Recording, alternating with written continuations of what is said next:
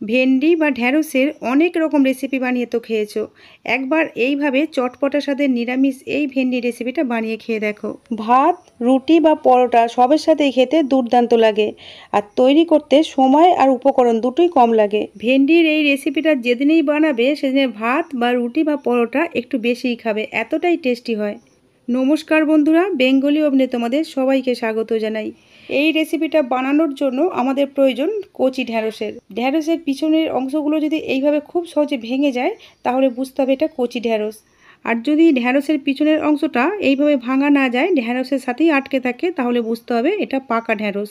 এই রকম ঢ্যাঁড়স কিন্তু লাগবে না, আমাদের দরকার এই রকম কচি ঢ্যাঁড়সের।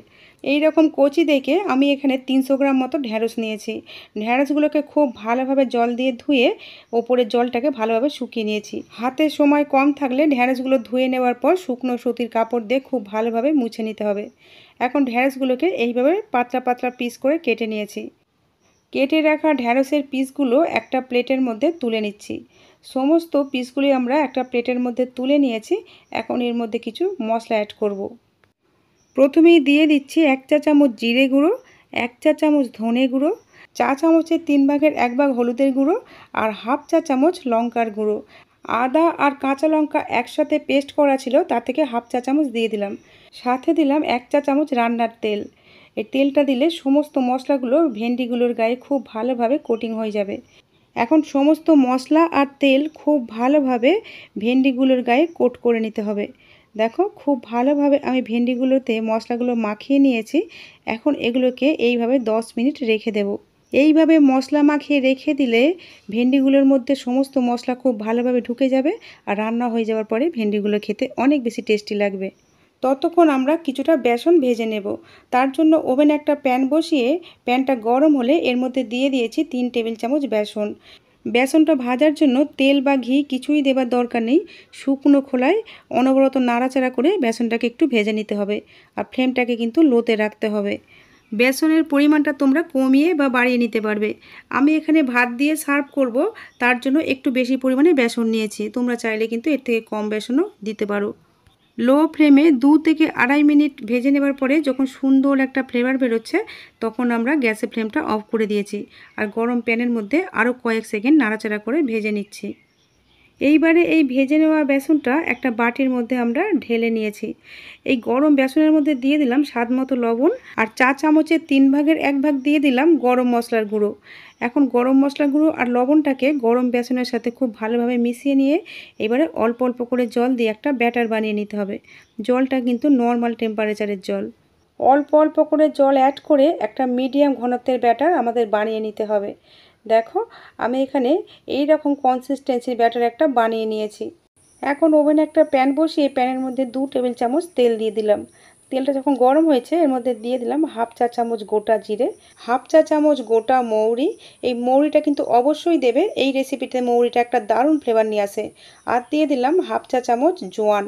লো টু মিডিয়াম ফ্লেমে এগুলোকে একটু ভালোভাবে ভেজে নিয়ে এখন দিয়ে দিলাম চা চামচের 4 ভাগের 1 ভাগ হিং। হিংটাকে দিয়ে 2-1 বার নাড়াচাড়া করে মশলা মাখানো ভেন্ডিগুলো এই গরম তেলের মধ্যে দিয়ে দিলাম।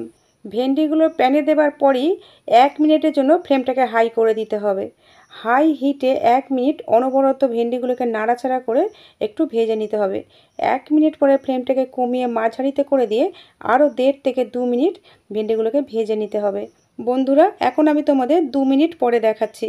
দেখি বুঝতে পারছো ভেন্ডিগুলোর গায়ে কিন্তু হালকা হালকা ব্রাউন কালার ধরতে শুরু করেছে। এখন ফ্লেমটাকে কিন্তু আমরা মাঝারিতে রেখেছি। আমি ঢ্যাঁড়সের রেসিপিটা আজকে নিরামিষভাবে বানিয়েছি, তাই পেঁয়াজের ব্যবহার করিনি। তোমরা চাইলে কিন্তু এই সময়তে পেঁয়াজটা দিতে পারো। পেঁয়াজ ছাড়াও কিন্তু এই রেসিপিটা খুব লোভনীয় আর টেস্টি হয়। ভেন্ডিগুলোর গায়ে যখন হালকা ব্রাউন কালার ধরতে শুরু করেছে, তখন আগে থেকে তৈরি করে রাখা বেসনের ব্যাটারটা কিছুটা অংশ এখানে ঢেলে দিয়েছি। একেবারে সবটা দিইনি, এইভাবে অল্প অল্প করে দিতে হবে, আর ভেন্ডিগুলোর সাথে মেশাতে থাকতে হবে। প্রথমে কিছুটা পরিমাণে দিয়ে ভেন্ডিগুলোর সাথে খুব ভালোভাবে মিশিয়ে নিয়েছি, তারপর আরও কিছুটা পরিমাণে দিয়ে দিলাম। এইভাবে অল্প অল্প করে দিতে হবে আর মেশাতে থাকতে হবে। আর ফ্লেমটাকে এখন কিন্তু মাঝারিতে রাখতে হবে। এইভাবে অনবরত নাড়াচাড়া করে বেসনটাকে খুব ভালোভাবে ভেজে নিতে হবে। বাকি যে ব্যাটারটুকু ছিল সেটাও ঢেলে দিলাম। এই ব্যাটারটাও ভালোভাবে মিশিয়ে নিতে হবে। আমি এখানে ভাতের সাথে সার্ভ করবো বলে বেসনের পরিমাণটা একটু বেশি দিয়েছি। তোমরা চাইলে কিন্তু এর থেকে কম পরিমাণও বেসনটা দিতে পারো। দেখো বন্ধুরা, বেসনটা কিন্তু অনেকটাই ভাজা হয়ে গেছে, বেসনের কালারটা অনেকটা চেঞ্জ হয়ে গেছে। এইভাবে ফ্লেমটাকে আরেকটু কমিয়ে অনবরত নাড়াচাড়া করতে করতে বেসনটাকে খুব ভালোভাবে ভেজে নিয়েছি। বেসনগুলো যখন খুব ভালোভাবে ভাজা হয়ে গেছে, সব শেষে দিয়ে দিলাম বেশ কিছুটা পরিমাণে কুচানো ধনেপাতা। কুচানো ধনেপাতাগুলো ভেন্ডির সাথে খুব ভালোভাবে মিশিয়ে নিয়েছি। এখন ফ্লেমটাকে আমরা অফ করে দিয়েছি। ফ্লেমটা অফ করে দেওয়ার পরে এখানে দিয়ে দিচ্ছি হাফ পাতিলেবুর জুস। এই পাতিলেবুর জুসটা কিন্তু ঢ্যাঁড়সের রেসিপিটাকে আরও একটু চটপটা করে দেবে। আর এই পাতিলেবুর জুসটা গ্যাসটা অফ করার পরেই কিন্তু দিতে হবে। এই জুসটাকে খুব ভালোভাবে ভেন্ডিগুলোর সাথে মিশিয়ে নিয়েছি। তৈরি হয়ে গেল নিরামিষ চটপটা স্বাদের ঢ্যাঁড়স বা ভেন্ডি রেসিপি, যেটা ভাত, রুটি বা পরোটা সবের সাথে খেতেই দুর্দান্ত লাগে। আমি আমার চ্যানেলে এইরকমই সহজভাবে তৈরি নতুন নতুন রেসিপির ভিডিও আপলোড করে থাকি। এই রকম রেসিপির ভিডিওর আপডেট সবার আগে পাওয়ার জন্য ইউটিউব থেকে দেখলে চ্যানেলটা সাবস্ক্রাইব করার, আর এফবি পেজ থেকে দেখলে পেজটাকে ফলো করে নেওয়ার অনুরোধ রইল। বন্ধুরা, আজ তাহলে এই পর্যন্তই। তোমরা ভালো থেকো, সুস্থ থেকো, সাবধানে থেকো।